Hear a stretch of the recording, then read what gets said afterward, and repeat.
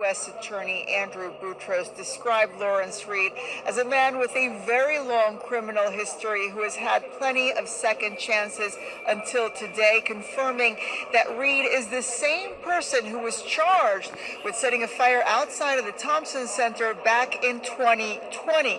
Now, the 13-page criminal complaint that was released in advance of today's hearing contained several screenshots taken from the CTA surveillance video of the incident. It is that video that led investigators to determine that this was an unprovoked attack and to decide to charge Reed in federal court. The single charge is one of committing a terrorist attack on a mass transportation system, and it appears that it is the life sentence that it potentially carries with it that led the U.S. Attorney's Office to charge him with it. Andrew Boutros describing the chain of events and the aftermath of this event that took place Monday night on the Blue Line train as the train was approaching Clark and Lake.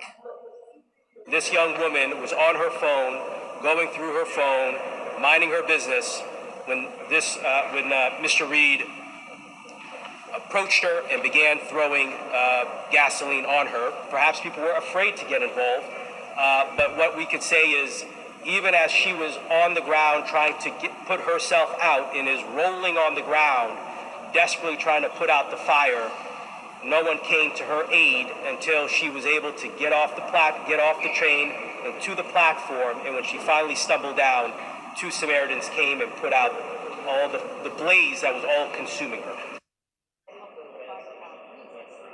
Now, getting through this afternoon's hearing was in itself a challenge. Reed walked into the courtroom, his face covered from the nose down, immediately started speaking up, saying, I plead guilty multiple times, then saying he did not want to speak to the judge, finally asking what he was charged with. The judge did order Reed to undergo a complete physical and mental evaluation before his detention hearing that is scheduled to take place on came up to my daughter on the porch. She was eating a burger, and what did he do? He started stabbing her. And he said he was so sorry. He said, I'm sorry, and he started stabbing her.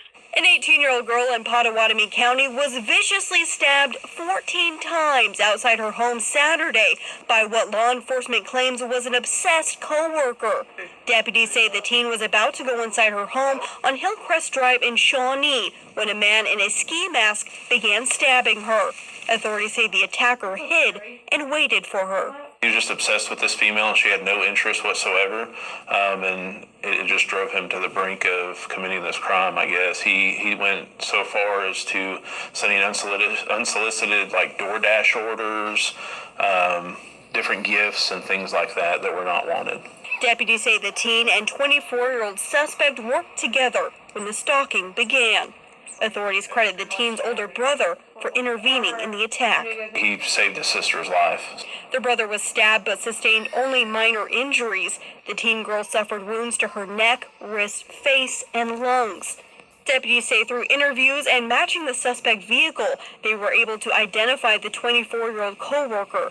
He was arrested in Nuwala, where law enforcement found evidence they say link him to the attack. Anything like this reported to us immediately, even though it may appear and not to be a big deal, and it's just somebody that may have a crush on you or whatever it is. Even if it's the smallest thing, call us so that we can take an information report so we have all this information documented. In Pottawatomie County, Kylie Thomas, KOCO 5 News. Arrested a 20-year-old man who's accused of shooting and killing his own father. I'm WFMY News 2's Julie Luck. Officers responded to a call on West Terrell Street at about 7:30 last night, where they found 59-year-old Chris Ratcliffe. They say he had at least one gunshot wound and died at the scene. Police arrested his son, Prudence Ratcliffe, at the home. He is charged with first-degree murder. He made his first court appearance this morning. A judge decided he will stay in jail without bond.